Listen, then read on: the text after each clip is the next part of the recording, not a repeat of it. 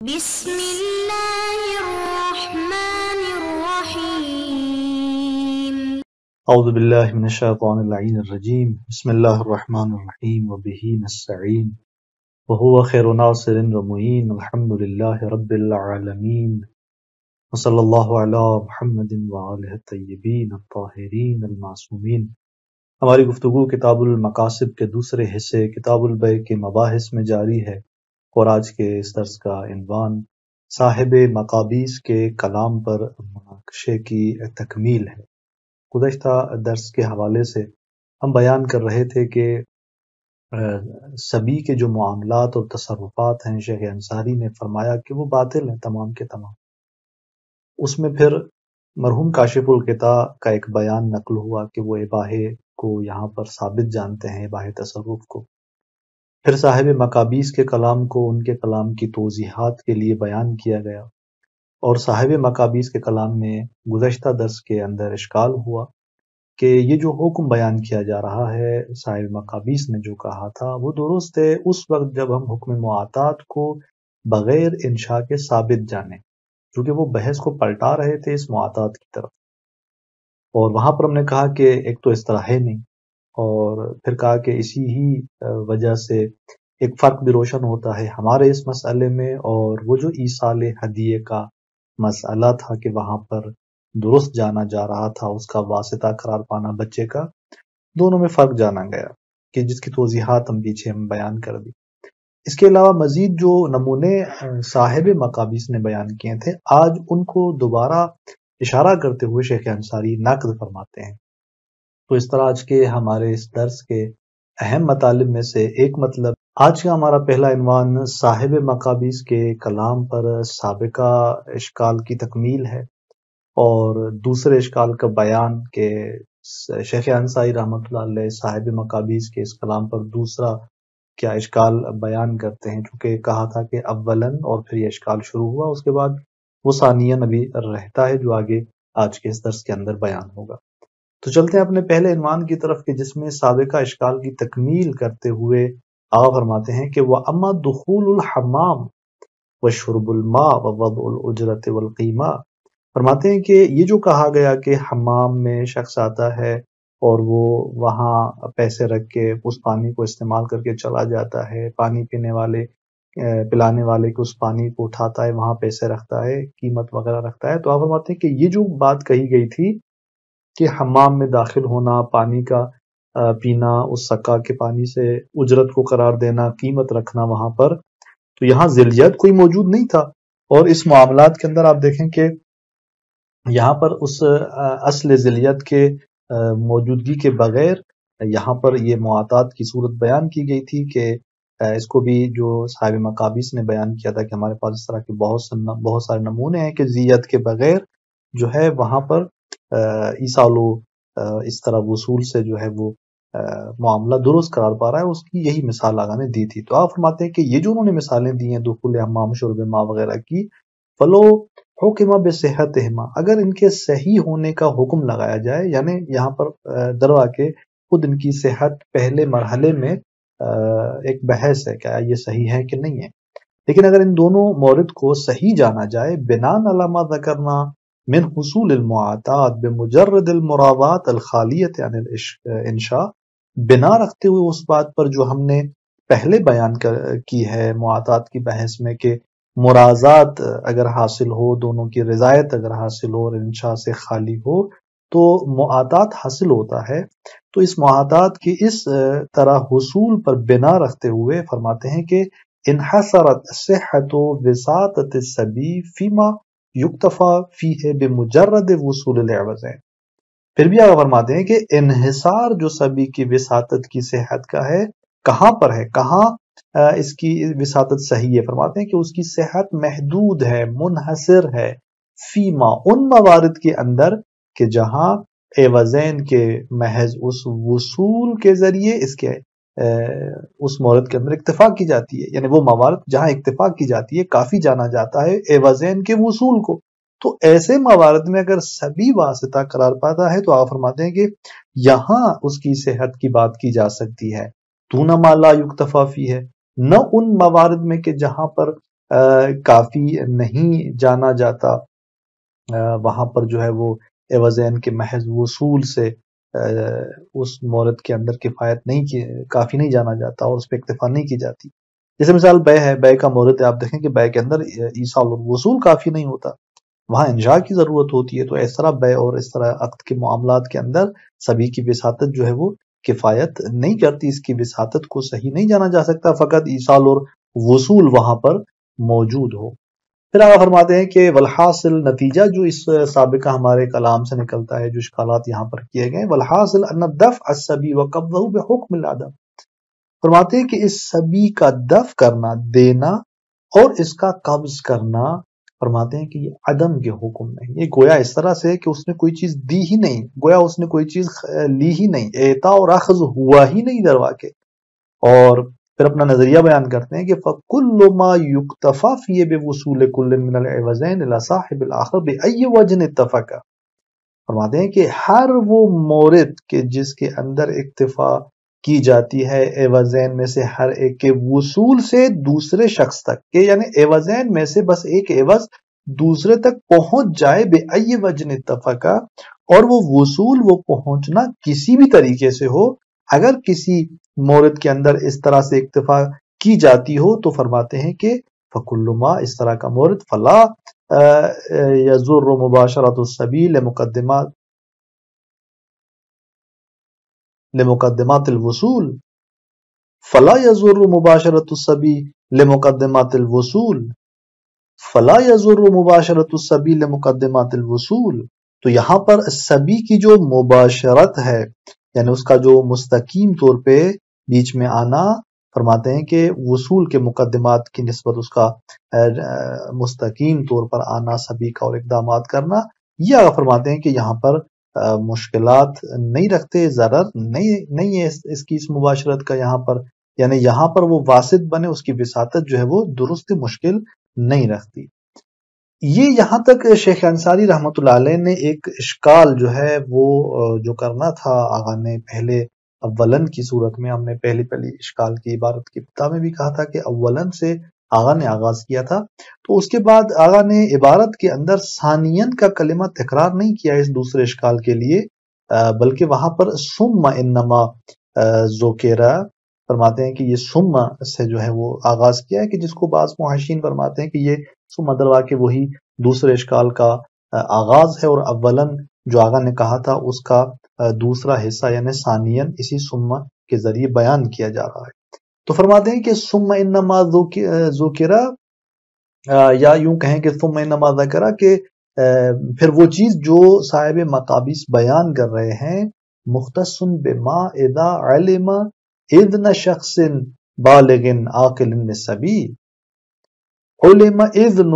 شخص بالغ عاقل للصبی، فرماتے ہیں کہ یہ مخصوص ہے، کہاں مخصوص ہے؟ وہاں پر، یعنی جو انہوں نے بات کی ہے یہ مخصوص ہے اس مورد کے ساتھ کہ جہاں علم حاصل ہو سبی کی نسبت ایک عاقل بالغ شخص کے اذن کا، اجازت کا، ولیجن کا نام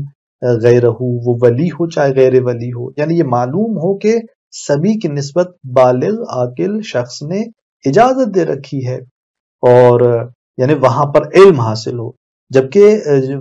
جو کاشف الغطاء کے کلام کے اندر عبارت تھی وہاں پر کیا تھا کہ حتی یظن، یہ کلمہ استعمال ہوا، یہ عبارت استعمال ہوئی کہ مثلا آغا نے کہا کہ جہاں اولیاء وہ اشخاص بچوں کو بٹھاتے ہیں اپنی جگہ پر، تو فرماتے ہیں کہ یہ ان کا بٹھانا یظن، یہ عبارت تھی، وہاں پر گمان دیتا ہے، زن حاصل ہوتا ہے اس سے کہ اذن یہاں پر اس کی طرف سے موجود ہے۔ تو آپ فرماتے ہیں کہ نہیں، مخصوص ہے، جو آپ بات کر رہے ہیں مخصوص ہے بما اذا علم، اس مورد سے کہ جہاں پر علم حاصل ہو، نہ اس مورد سے کہ جہاں پر زن ہو، زن کفایت نہیں کرتا۔ وَأَمَّا مَا ذَكَرَهُ کاشف الغطاء اخیرا، اور پھر پلٹتے ہیں آگا کاشف الغطاء رحمۃ اللہ علیہ کے اس آخر جملے کی طرف کہ انہوں نے جو آخر میں یہ بات بیان کی تھی کہ من، اس کا بیان ما ذکرہ کا وہ کیا تھا کہ من سیرورت الشخص موجبا قابلا، فرمایا تھا کہ وہ شخص موجب بن جاتا ہے اور قابل بن جاتا ہے۔ شخص جب اس بچے سے وہ چیز لیتا ہے اور دیتا ہے تو اس اعطاء اور اخذ میں وہی موجب ہے، مالک کی جانب سے جو ہے وہ ایجاب جاری کرتا ہے اپنے لیے تملیک کے حوالے سے، اور تملک کرتے ہوئے خود جو ہے مالک قرار پاتے ہوئے اپنی طرف سے قبل تو جاری کرتا ہے۔ تو آپ فرماتے ہیں کہ ففی اس کے اندر اشکال موجود ہے. 2 اشکال یہاں پر آغا فرما رہے ہیں اسی ان کی آخری عبارت کے اندر. فرماتے ہیں کہ اولاً پہلا اشکال یہاں پر کیا ہے کہ ان نتولا وظیفۃ الغائب، کہ غائب کا جو وظیفہ یعنی غائب کے وظیفے کا متولی ہونا. وَهُوَ مَنْ أَذِنَ لِلصَّغِيرِ، غائب کون؟ وہ کہ جس نے صغیر کو، اس بچے کو اجازت دی ہے. ان کان بِإِذْنٍ مِّنْهُ، فرماتے ہیں کہ یہ جو شخص جو کہ موجب بھی ہے قابل بھی ہے، اب موجب بن رہا ہے یعنی کیا مطلب؟ یعنی مالک جو کہ غائب ہے جس نے اس بچے کو اجازت دی ہے، اس کے وظیفے کا متولی ہو رہا ہے، جو اس کی ذمہ داری ہے ایجاب جاری کرنا وہ یہ خود جاری کر رہا ہے. تو آپ فرماتے ہیں کہ ان کان بِإِذْنٍ مِّنْهُ، اگر یہ اس کی اجازت سے ہے پھر تو ٹھیک ہے، کوئی اشکال نہیں رکھتا. لیکن یہاں پر مفروض کیا ہے؟ فالمفروض انتفاعہ، مفروض یہ ہے کہ وہ منتفی ہے اس کا اذن جو ہے، یعنی یہ کہ ہم کہیں کہ اس کی اجازت سے ہے، یہ اذن یہاں پر منتفی ہے. یعنی اس شخص کو اس نے نہ وکیل بنایا ہے نہ اس نے اس کو اذن دیا ہے کہ یہ آ کر اس کے وظیفے کا متولی ہو. ہاں اگر اس نے اس کو اذن دیا ہو تو پھر مشکل نہیں ہے، لیکن یہاں پر یہ اذن اس کا حاصل ہو اس شخص کو کہ یہ متولی بنے، یہاں پر فرماتے ہیں کہ انتفاعہ وَإِنْ كَانَ بِمُجَرَّدِ الْعِلْمِ بِرِضَاهُ، اور فرماتے ہیں کہ اگر یہ محض اس سے ہے کہ اس کی رضایت کا علم، کیونکہ بچے کو اس نے اپنی جگہ بٹھایا ہے، یہاں سے اس کا اذن اور رضایت کشف کی جا رہی ہے. فرماتے ہیں کہ فَالْاِكْتِفَاءُ بِهِ فِي الْخُرُوجِ عَنْ مَوْضُوعِ الْفُضُولِ، اس صورت میں آپ فرماتے ہیں کہ اس علم بالرضا سے اکتفا کرنا کہ یہ موضوع فضولی سے خارج ہو جاتا ہے معاملہ، یعنی ہم اسے کہیں کہ اب یہاں پر اس کی اجازت پہ موقوف نہیں ہے اور یہاں پر یہ ایجاب جاری ہو جائے گا اور معاملہ تمام ہو جائے گا، مشکل. فرماتے ہیں کہ اکتفا اس سے کہ یہ فضولی کے اس موضوع سے خارج ہو جائے معاملہ مشکل ہے، بل ممنوع، بلکہ فرماتے ہیں کہ یہ ممنوع ہے، یعنی سنن اس کا خارج ہونا ممکن نہیں ہے. تو یہاں پر آپ فرماتے ہیں کہ جب اس کی جانب سے اس کو اذن حاصل نہیں ہے تو یہ معاملہ وہی فضولی رہتا ہے، اس کی اجازت پر موقوف ہے، اور یہ معاملہ اس کی اجازت کے بغیر فرماتے ہیں کہ درست نہیں. تو اس طرح آپ فرماتے ہیں کہ یہ کس طرح فرما رہے ہیں کہ آغا موجب بھی ہے وہی شخص ہے، قابل بھی وہی شخص ہے، اور اس کی ایجاب اور قبول سے معاملہ تمام ہو جاتا ہے؟ نہیں ہوتا. اور اس کے بعد پھر جو دوسرا اس پہ اشکال فرماتے ہیں وَثَانِيًا أَنَّ الْمَحْسُوسَ بِالْوِجْدَانِ عَدَمُ قَصْدِ مَنْ يُعَامِلُ مَعَ الْأَطْفَالِ النِّيَابَةَ عَمَّنْ أَذِنَ لِلصَّبِيِّ. فرماتے ہیں کہ دوسرا اشکال جو یہاں پر مرحوم کاشف القدا کی اس عبارت پر ہے کہ جب وہ فرماتے ہیں کہ وہ شخص موجب اور قابل بن جاتا ہے، وہ یہ کہ محسوس جو بالوجدان ہے وہ کیا ہے؟ عدم قصد من يعامل مع الاطفال، وہ جو اس اطفال اور بچوں کے ساتھ معاملہ انجام دے رہا ہے وہ ارادہ نہیں رکھتا النیابت عمن اذن للصبی، نیابت کا اس شخص کی جانب سے کہ جس نے اجازت دی ہوئی ہے سبی کو. یعنی بازار اور مارکیٹ کے اندر جو چیز موجود ہے وہ اس فرض کے برخلاف درواقع جو صاحب مقابض بیان کر رہے ہیں، جو صاحب یعنی کاشف القطاع مرحوم بیان کر رہے ہیں. شیخ انصاری فرماتے ہیں کہ آپ بازار کو دیکھیں، وہاں پر ایسا نہیں ہے. محسوس بالوجدان کیا ہے کہ جو اس طرح بچے کے ساتھ معاملہ انجام دے رہا ہوتا ہے وہ خود کو نائب نہیں جان رہا ہوتا، نیابت کا ارادہ نہیں رکھتا اس شخص کی جانب سے جس نے بچے کو اذن دیا ہوا ہے. اس کے بعد شیخ انصاری رحمۃ اللہ علیہ فرماتے ہیں کہ ثم انه لا وجہ لاختصاص ما ذکروه من العالیت بالصبی، اصل اس کی علت نہیں ہے، وجہ نہیں ہے اس بات کی کہ مختص ہو وہ بات جو بیان کرتے ہیں من العالیہ یعنی عالیت کی، وساطت کی، کسی کے ساتھ سبی کے ساتھ. فرماتے ہیں کہ یہ جو وساطت اور عالیت کو سبی کے ساتھ مخصوص کر رہے ہیں اس کی علت کیا ہے، وجہ کیا ہے؟ لا وجہ الاختصاص، اس اختصاص کی اس مخصوص کرنے کی کوئی وجہ نہیں ہے یہاں پر. ولا بالاشیاء الحقیرہ، فرماتے ہیں کہ اور نہ ہی اشیاء حقیرہ کے ساتھ اس کو مخصوص کرنے کی کوئی وجہ ہے کہ یہاں پر بچے کی اس وساطت کو جانا جائے کہاں پر؟ اشیاء حقیرہ میں، اور وہاں پر اس کی وساطت کو صحیح جانا جائے. بس ایک طرف سے وساطت کو مخصوص کرنا بچے کے ساتھ اور وہ بھی اشیاء حقیرہ کے اندر کہ جو قدر و قیمت میں نیچے ہیں. بل ہوا جار فی المجنون والسکران والسکران بل البہائم وفی الامور الخطیرہ، فرماتے ہیں کہ جاری ہے مجنون کے اندر، اسی طرح سکران جو شخص مست ہے، نشے کی حالت میں ہے، جو بہائم جانور ہیں وہ بھی وساطت میں آ سکتے ہیں. وفی الامور الخطیرہ، حتیٰ کہ فرماتے ہیں کہ جو امور خطیرہ ہیں جہاں پر وہ قدر و قیمت رکھتی ہیں چیزیں، وہاں پر بھی آگے فرماتے ہیں کہ اس کو آپ وساطت کی بات کریں، پھر کیوں آپ اس کو مخصوص سبھی کے ساتھ جانتے ہیں؟ اس اختصاص کی کوئی ہمارے پاس دلیل نہیں ہے، کیونکہ اذ المعاملۃ اذا كانت فی الحقیقۃ بین الکبار وکان الصغیر آلۃ، کیونکہ جب آپ کہتے ہیں کہ معاملہ کن کے درمیان ہے حقیقت میں، آپ کہتے ہیں کہ کبار کے درمیان ہے، دو بڑوں کے درمیان ہے، بچہ اعلیٰ ہے، صغیر فقط ایک واسطہ ہے ان کے درمیان. اگر ایسا ہے تو فلا فرق فی العالیت بینہ و بین غیرہ، پھر اس وساطت میں فرق نہیں ہونا چاہیے، فرق نہیں ہے بینہ و بین غیرہ، اس سبی اور غیر سبی کے درمیان. لہٰذا اس اعتبار سے آقا فرماتے ہیں کہ آپ کے پاس کوئی دلیل نہیں ہے کہ آپ اس کو مخصوص جانیں. اس کے بعد شیخ انصاری رحمۃ اللہ علیہ کے صدرات بیان کرتے ہیں کہ یہ جو بات کی گئی تھی یعنی کہ وساطت کی اور آلے کی سبی کے ساتھ، اور سبی اس طرح وساطت کے عنوان سے بیچ میں آ جائے تو معاملہ جو ہے وہ درست ہے. اس سلسلے میں آپ فرماتے ہیں کہ دو ہمارے پاس افراد ہیں، ایک وہ جو سیرت سے تمسک کر رہا ہے اس سلسلے میں، ایک وہ کہ جو سیرت سے تمسک نہیں بلکہ اس کو قاعدے کے عنوان سے لے کے آ رہا ہے، یعنی سیرت سے تمسک کرتے ہوئے اس کو ایک قاعدے کے عنوان سے بیان کر رہا ہے. تو آپ فرماتے ہیں کہ نام، لیکن ہاں من تمسک فی ذلک بالسیرہ، وہ کہ جو اس میں سیرت کے ساتھ تمسک کر رہا ہے، من غیر ان یتجشم لادخال ذلک تحت القاعدہ، فرماتے ہیں کہ بغیر اس کے کہ وہ تکلیف کرے، زحمت اٹھائے اسی مطلب کو قاعدے کے تحت لانے کے لیے، یعنی کہ اس کو قاعدے کے عنوان سے آ کر اس مطلب کو بیان کرے، نہیں بلکہ وہ سیرت سے تمسک کر رہا ہے، تو فَلَهُ تَخْصِيصُ ذَلِكَ بِالسَّبِي، اس کو یہ حق حاصل ہے کہ وہ سبی کے ساتھ اس کو مختص جانے. کیوں؟ اس لیے کہ آپ فرماتے ہیں کہ سیرت دلیل لبی ہے، اور دلیل لبی میں اکتفا کیا جاتا ہے کس پہ؟ قدر متیقن پہ. تو لہٰذا لِأَنَّهُ الْمُتَيَقَّن مِّن مَوْرِدِ، آپ فرماتے ہیں کہ یہی کہ سبی کے ساتھ مختص ہو، یہی قدر متیقن ہے اسی سیرت کے مورد سے. کما ان ذالک مختص بالمحقرات، جیسے کہ یہی سیرت مختص ہے کس کے ساتھ؟ محقرات کے ساتھ. وہ اس کو مخصوص جان رہی ہے. محقرات ان اشیاء میں کہ جہاں پر قدر و قیمت کے اعتبار سے وہ چیزیں کم ہوں، یعنی چھوٹی ہوں اور اس کی قیمت بہت کم ہو. تو یہاں پر اس اعتبار سے سیرت کے مورد میں سے قدر متیقن فقط سبی ہے، اور یہاں دیگر وہ جو موارد ہم نے بیان کیے ان کو شامل نہیں ہوگا. لیکن جو اس کو قاعدے کے عنوان سے لانا چاہتا ہے، جیسے مثال کے طور پہ خود صاحب مقابیس وغیرہ، تو ان کو